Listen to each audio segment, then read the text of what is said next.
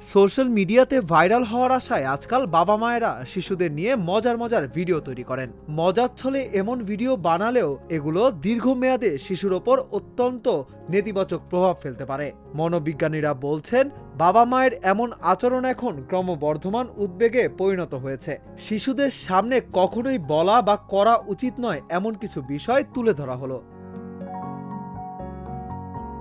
চেহারা নিয়ে মন্তব্য করা।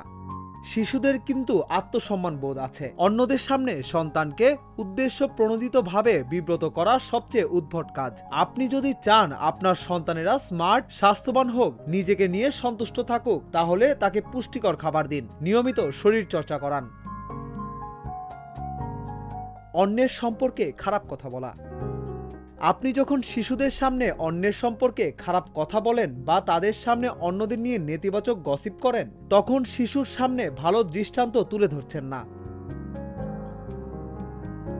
শিক্ষা সম্পর্কিত অর্জন নিয়ে নেতিবাচকভাবে সমালোচনা করা।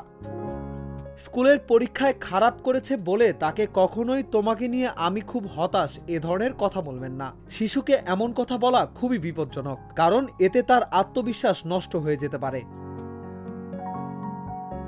সব সময় ব্যঙ্গ করা। শিশুরা কটাক্ষ বোঝে না, কিন্তু আমরা যখন রাগে চিৎকার করি তখন তারা ঠিকই বুঝতে পারেন না। আচরণের কোনো বিষয়ের ভুল অর্থ করলে সেটি তাদের বাড়তি মানসিক চাপ তৈরি করতে পারে। শিশুর সামনে তর্ক বা ঝগড়া করা। দম্পতির মধ্যে নানা বিষয়ে মতানৈক্য হওয়াটাই স্বাভাবিক। এমন পরিস্থিতিতে শিশুদের সামনে তর্ক করা মোটেই ইতিবাচক অভিভাবকত্বের একটি আদর্শ উদাহরণ নয়। গ্যাজেটে বেশি সময় ব্যয় করা। যদি বুঝতে পারেন যে সন্তান গ্যাজেটের সঙ্গে বেশি সময় ব্যয় করছে, তাহলে খেয়াল করুন আপনিও গ্যাজেটের সঙ্গে সময় কাটাচ্ছেন সেটি তারা খেয়াল করছে কিনা। মেজাজ হারানো।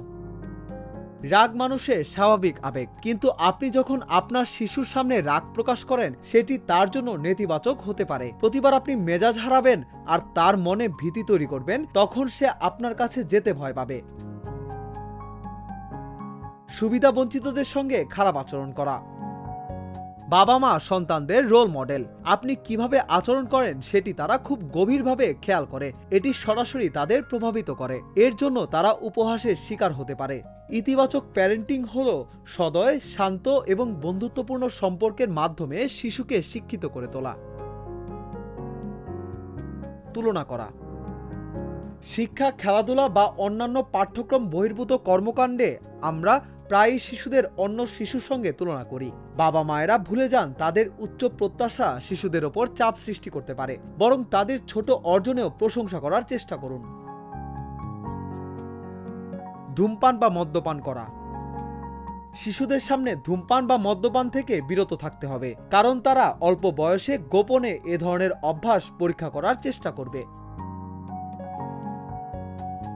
মনে রাখতে হবে আপনার শিশুর মন অত্যন্ত কোমল এবং তারা নির্ভেজাল হৃদয়ের অধিকারী। অন্যায় এবং অধিকার সম্পর্কে তাদের কোনো ধারণা নেই। তাদের সেই জ্ঞানের সঙ্গে পরিচয় করিয়ে দেওয়াই আমাদের কাজ।